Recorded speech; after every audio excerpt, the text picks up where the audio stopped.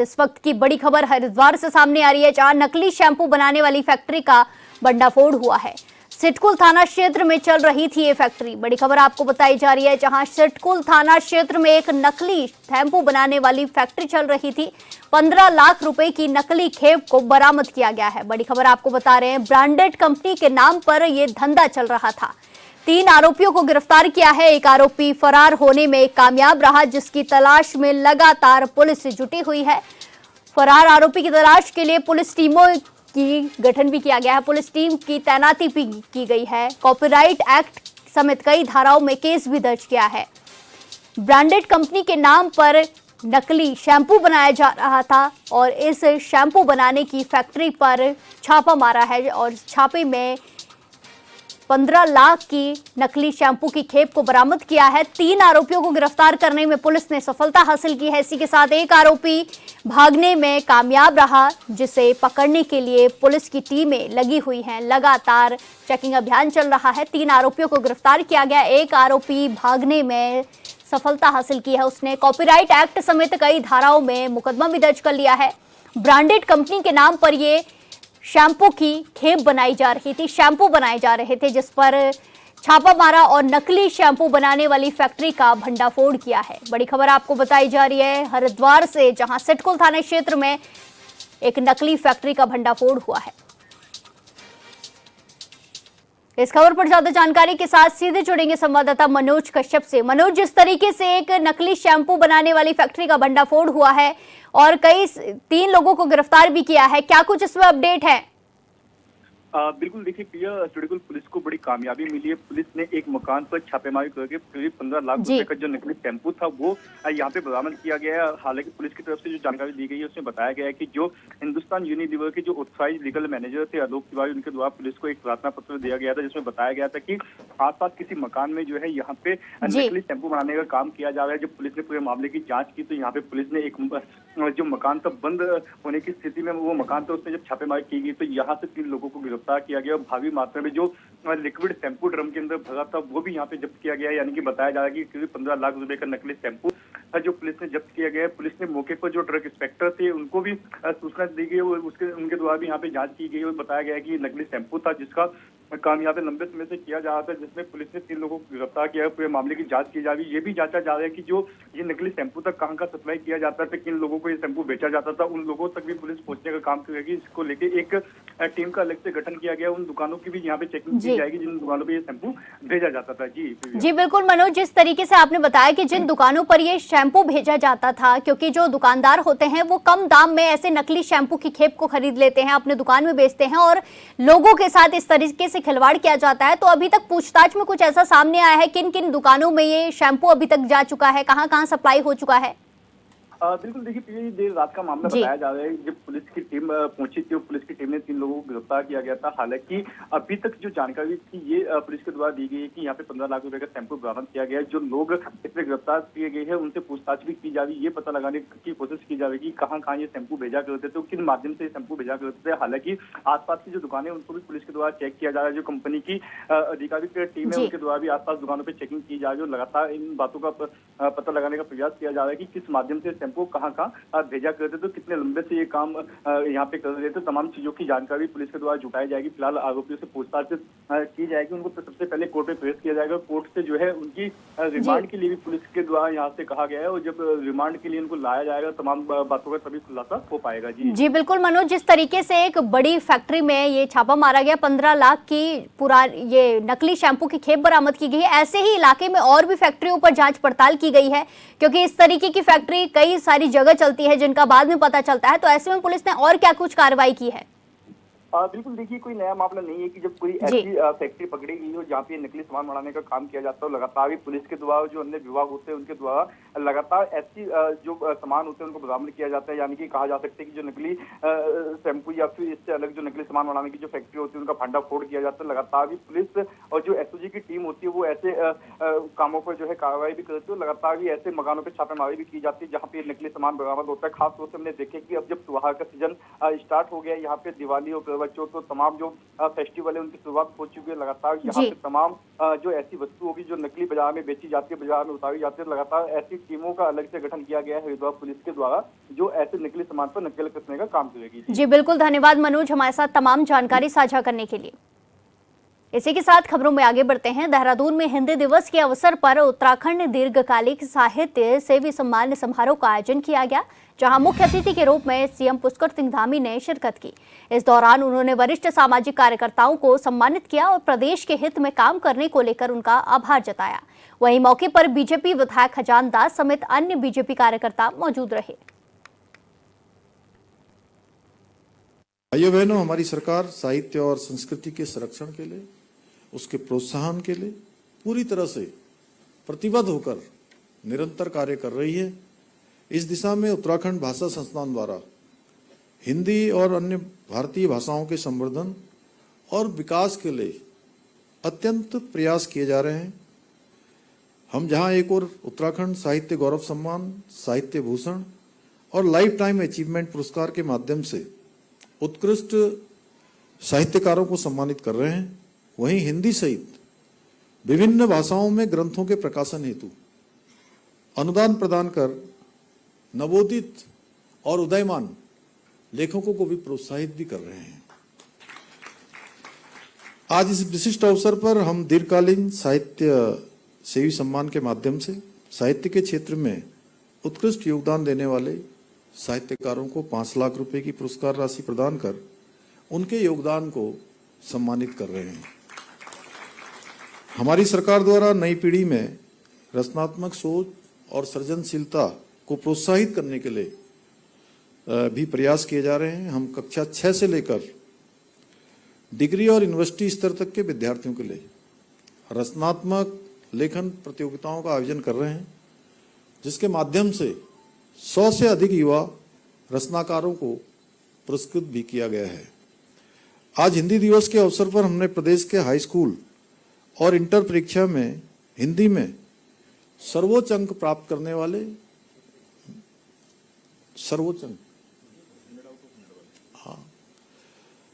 मेधावी छात्र छात्राओं सहित विभिन्न भाषाई प्रतियोगिताओं में श्रेष्ठ स्थान प्राप्त करने वाले 176 विद्यार्थियों को सम्मानित किया है। हमारी सरकार ने बीते 2 वर्षों में 62 साहित्यकारों को उनकी पुस्तकों के प्रकाशन हेतु अनुदान किया है। इस वर्ष भी हमने पुस्तक प्रकाशन को प्रोत्साहित करने के लिए 25 लाख रुपए के विशेष बजट का प्रावधान किया है। हमारी सरकार उत्तराखंड को साहित्यिक पर्यटन के एक प्रमुख केंद्र के रूप में विकसित करने के लिए प्रयासरत है। इस दिशा में उत्तराखंड भाषा संस्थान द्वारा 2 साहित्य ग्रामों की स्थापना की जा रही है, जहां साहित्यकारों के लिए आवासीय सुविधा, आधुनिक पुस्तकालय, संगोष्ठी कक्ष और अध्ययन स्थल जैसी सुविधाएं विकसित की जाएंगी। ये सभी पहले न केवल साहित्य साधकों के सृजन के लिए एक अनुकूल वातावरण प्रदान करेगी, बल्कि उत्तराखंड की साहित्यिक विरासत को और अधिक समृद्ध बनाने में अपनी महत्वपूर्ण भूमिका निभाएगी। भाइयों बहनों, भारत का साहित्य सदियों से ही अपनी वैचारिक संपन्नता के कारण विश्व भर में अपना विशिष्ट स्थान रखता है, परंतु समय समय पर विदेशी आक्रांताओं ने हमारी समृद्ध साहित्यिक विरासत और इतिहास को सुनियोजित षड्यंत्र के तहत तोड़ मरोड़कर प्रस्तुत किया। दुर्भाग्यवश पूर्व की सरकारों ने इसको ठीक करने के बजाय तुष्टीकरण के चलते नजरअंदाज किया, जिससे हमारी गौरवशाली साहित्यिक धरोहर उपेक्षित होती रही।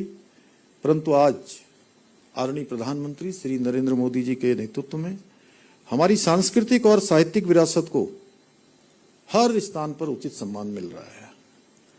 उन्हीं से प्रेरणा लेते हुए हमारी सरकार भी भाषा संस्थान के माध्यम से राज्य के बिखरे हुए साहित्य को संरक्षित, संकलित और पुनर्स्थापित करने के लिए ठोस कार्य कर रही है। साथ ही हम स्थानीय भाषाओं और बोलियों के संरक्षण के लिए भी सतत प्रयास कर रहे हैं, ताकि आने वाली पीढ़ियां अपनी समृद्ध भाषाई विरासत से जुड़ी रहे और ये पीढ़ी दर पीढ़ी आगे बढ़ता रहे। मेरा मानना है कि हमारे पूर्वजों के द्वारा सौंपी गई साहित्यिक और सांस्कृतिक विरासत केवल अतीत की धरोहर नहीं है, बल्कि हमारी पहचान और सभ्यता की नींव है। इसलिए इन्हें सुरक्षित रखना हम सभी का नैतिक दायित्व और कर्तव्य दोनों ही है। मुझे पूरा विश्वास है कि आप सभी इसी प्रकार अपने लेखन से हमारी साहित्यिक और सांस्कृतिक विरासत को समृद्ध बनाने में अपना योगदान देते रहेंगे और हम सब मिलकर अपने विकल्प रहित संकल्प के साथ हिंदी को विश्व की सर्वश्रेष्ठ भाषा के रूप में स्थापित करने में अवश्य सफल होंगे।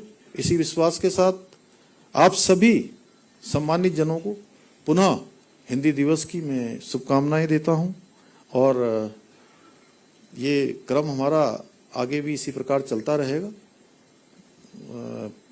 हमारे माननीय मंत्री जी, अन्य हमारे सदस्य जो साधारण बैठक में हमेशा उनके जो नवाचार को बढ़ाने के सुझाव आए थे और निकट भविष्य में हम इसका और विस्तार करेंगे। जिस प्रकार से मैं देख रहा हूं आज सच में बहुत मन को संतोष हो रहा है कि जिस प्रकार के योगदान देने वाले कुछ लोग हमारे बीच में हैं जो नहीं है, उनको भी सम्मान देकर ऐसा लग रहा है कि हम सब स्वयं सम्मानित हो रहे हैं। तो मैं पुनः आप सभी को एक बार फिर से बधाई देते हुए, शुभकामनाएं देते हुए अपनी बात समाप्त करता हूं। धन्यवाद। इसी के साथ खबरों में आगे बढ़ते हैं। इस वक्त की बड़ी खबर सामने आ रही है, जहां राजभवन में अखंड पाठ कार्यक्रम का आयोजन किया गया है। सीएम धामी कार्यक्रम में प्रतिभाग करेंगे, हवाई सेवा को भी दिखाएंगे हरी झंडी। बड़ी खबर आपको बताई जा रही है, जहां राजभवन में आज अखंड पाठ का आयोजन किया गया है, कार्यक्रम का आयोजन किया गया है, जिस कार्यक्रम में सीएम पुष्कर सिंह धामी शिरकत करने वाले हैं। हवाई सेवा को भी दिखाएंगे हरी झंडी। देहरादून से बेंगलुरु के लिए हवाई सेवाएं शुरू हो रही हैं, जिसको मुख्यमंत्री पुष्कर सिंह धामी हरी झंडी दिखाने वाले हैं। बड़ी खबर आपको बताई जा रही है, जहां नई सौगात राज्य को मिलने वाली है। देहरादून से बेंगलुरु के लिए हवाई सेवाओं का संचालन होना है, जिसको आज मुख्यमंत्री पुष्कर सिंह धामी हरी झंडी दिखाने वाले हैं। बड़ी खबर आपको बताई जा रही है, जहां प्रदेश को आज एक और हवाई सेवा का सौगात मिलने वाली है। देहरादून से बेंगलुरु के लिए हवाई सेवाओं का संचालन किया जा रहा है, जिसका आज शुभारंभ किया जाएगा, हरी झंडी दिखाई जाएगी। राजभवन में अखंड पाठ का आयोजन किया गया है, सीएम पुष्कर सिंह धामी इसमें प्रतिभाग करेंगे और इसी के साथ हवाई सेवाओं को हरी झंडी भी दिखाएंगे। बड़ी खबर आपको बताई जा रही है, जहां प्रदेश में देहरादून से बेंगलुरु के लिए हवाई सेवा शुरू होने वाली है, जिसको हरी झंडी मुख्यमंत्री पुष्कर सिंह धामी दिखाने वाले हैं। राजभवन में आज अखंड पाठ का आयोजन किया जाएगा, जहां मुख्यमंत्री पुष्कर सिंह धामी शिरकत करेंगे। इसी के साथ मुख्यमंत्री हवाई सेवा को झंडी भी दिखाएंगे। देहरादून से बेंगलुरु के लिए हवाई सेवाओं का संचालन होना है, जिसको लेकर आज मुख्यमंत्री पुष्कर सिंह धामी कार्यक्रम में प्रतिभाग करेंगे और हवाई सेवाओं को हरी झंडी दिखाएंगे। बड़ी खबर आपको बताई जा रही है, जहां राजभवन में आज अखंड पाठ का आयोजन किया जाना है, जिसमें सीएम पुष्कर सिंह धामी शिरकत करने वाले हैं। इसी के साथ सीएम हवाई सेवा को हरी झंडी दिखाएंगे। आपको बता दें कि राज्य को नई सौगात मिलने वाली है। देहरादून से बेंगलुरु के लिए हवाई सेवा का संचालन होना है, जिसको आज हरी झंडी दिखाई जाएगी। इसी के साथ राजभवन में आज अखंड पाठ का आयोजन भी किया जाएगा, जिसमें मुख्यमंत्री पुष्कर सिंह धामी शिरकत करेंगे और हवाई सेवाओं को हरी झंडी भी दिखाएंगे। इसी के साथ साथ आपको बता दें कि देहरादून से बेंगलुरु के लिए हवाई सेवाओं का संचालन किया जा रहा है, जिसके चलते आज कार्यक्रम का आयोजन किया गया है। कार्यक्रम में मुख्यमंत्री पुष्कर सिंह धामी हरी झंडी दिखाएंगे हवाई सेवा को, जो देहरादून से बेंगलुरु के लिए रवाना होगी। बड़ी खबर आपको बताई जा रही है, जहां सीएम पुष्कर सिंह धामी कार्यक्रम में शामिल होंगे और हवाई सेवा को हरी झंडी दिखाएंगे। आपको बता दें कि प्रदेश को नई सौगात मिलने वाली है। देहरादून से बेंगलुरु के लिए हवाई सेवा का संचालन होना है, जिसके लिए आज कार्यक्रम रखा गया है। अखंड पाठ का आयोजन भी किया जाएगा। मुख्यमंत्री पुष्कर सिंह धामी कार्यक्रम में प्रतिभाग करेंगे और हवाई सेवा को हरी झंडी दिखाएंगे। आज से देहरादून से बेंगलुरु के लिए हवाई सेवाओं का संचालन होना है, जिसे हरी झंडी मुख्यमंत्री पुष्कर सिंह धामी दिखाने वाले हैं। बड़ी खबर आपको बताई जा रही है, जहां राजभवन में आज अखंड पाठ कार्यक्रम का आयोजन किया जाएगा, जिसमें मुख्यमंत्री पुष्कर सिंह धामी शिरकत करेंगे। इसी के साथ साथ कार्यक्रम में शिरकत करने के साथ मुख्यमंत्री हवाई सेवा को हरी झंडी भी दिखाएंगे। आपको बता दें कि प्रदेश को नई सौगात मिलने वाली है। आज प्रदेश में देहरादून से बेंगलुरु के लिए हवाई सेवाओं का संचालन होगा। अब देहरादून में बेंगलुरु के लिए भी फ्लाइटें उपलब्ध की जाएंगी, जिसके चलते देहरादून से बेंगलुरु जाने वाले यात्रियों को बड़ी सुविधा मिलेगी। सीएम धामी कार्यक्रम में प्रतिभाग करेंगे और इसी के साथ हवाई सेवा को हरी झंडी दिखाएंगे। देहरादून से बेंगलुरु के लिए हवाई सेवाओं का आज से संचालन होना है, जिसके लिए मुख्यमंत्री कार्यक्रम में पहुंचेंगे और हवाई सेवा को हरी झंडी दिखाएंगे। यात्रियों के लिए बड़ी सुविधा।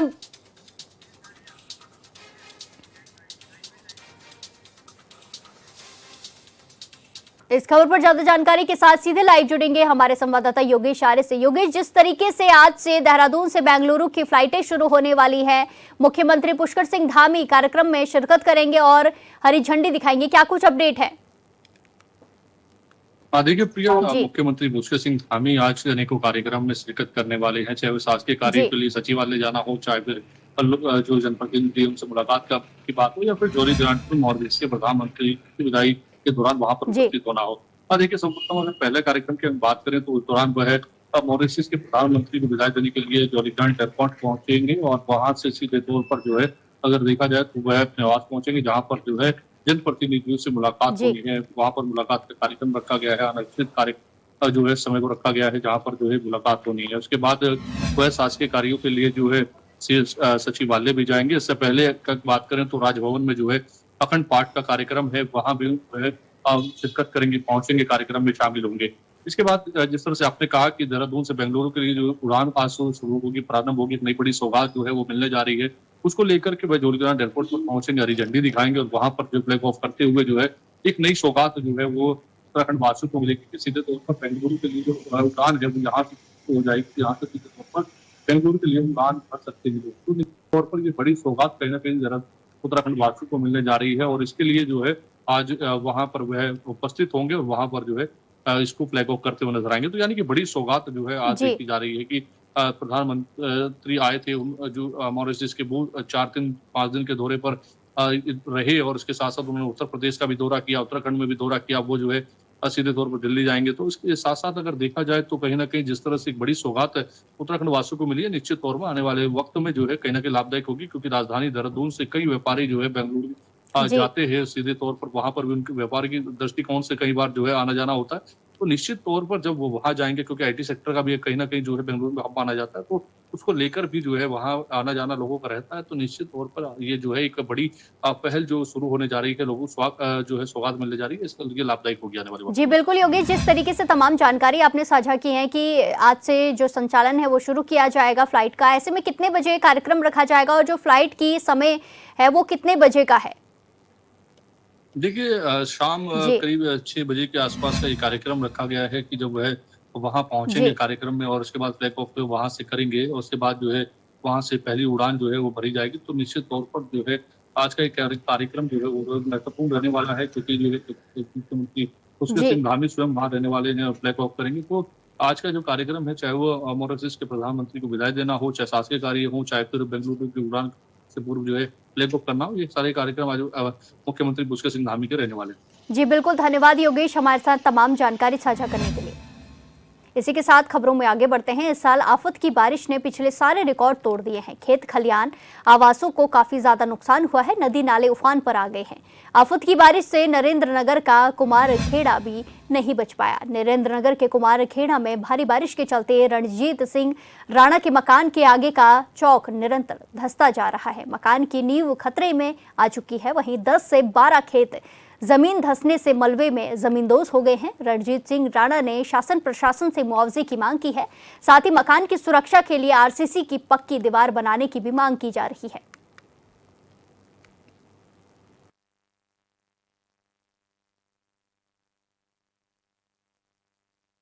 हमारे ये 3-4 दिन की जो भारी बरसात के कारण हमारे मकान की मिट्टी में पूरा टूट गया है, पूरा गदरा बन गया है और हमारे मकान का खतरा हो गया। हमारे परिवार को रात को हम दूसरों के शरण ले रहे हैं और शासन प्रशासन से हमारे रहने की व्यवस्था की जाए या हमको मुआवजा दिया जाए।